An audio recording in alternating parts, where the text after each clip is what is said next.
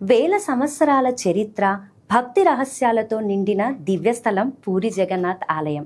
ఈ ఆలయంలో అత్యంత విశిష్టమైన అంశం ఏమంటే సవర తెగతో ఉన్న అగాధమైన అనుబంధం. ఈ తెగకు చెందిన వారసుల చేతుల మీదుగానే పూరి జగన్నాథుడికి సంబంధించిన కీలక కైంకర్యాలు జరుగుతుంటాయి. ఒడిస్సాలో నివసించే ఈ ఆదివాసీ వనజాతిని సవర తెగ అంటారు.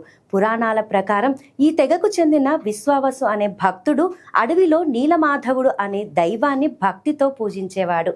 ఆ దైవమే తరువాత కాలంలో జగన్నాథుడిగా ఆవిర్భవించాడని స్కంద పురాణం, బ్రహ్మ పురాణంలో చెబుతున్నాయి. అందుకే భగవంతుడు స్వయంగా ఈ తెగను తన సేవలో భాగంగా చేసుకున్నాడని నమ్మకం. స్వామివారి కైంకర్యాలలో కీలకమైన నవకలేబరం అంటే దేవతా విగ్రహాల మార్పు జరిగే ఆచారంలో దారు బ్రహ్మని గుర్తించడం నుంచి బ్రహ్మ పదార్థాన్ని కొత్త విగ్రహంలో ప్రతిష్ఠించే వరకు ఈ సవర తెగ ముందుండి నడిపిస్తుంది. ఇది కేవలం కైంకర్యం మాత్రమే కాదు, భగవంతుని ఆశీస్సులతో జరిగే భక్తిపూరితమైన పరంపర. అంతేకాదు, రథయాత్ర సమయంలో విగ్రహాలను గర్భగుడి నుంచి బయటకు తీసుకురావడం కూడా వీరి చేతుల మీదుగానే జరుగుతుంది.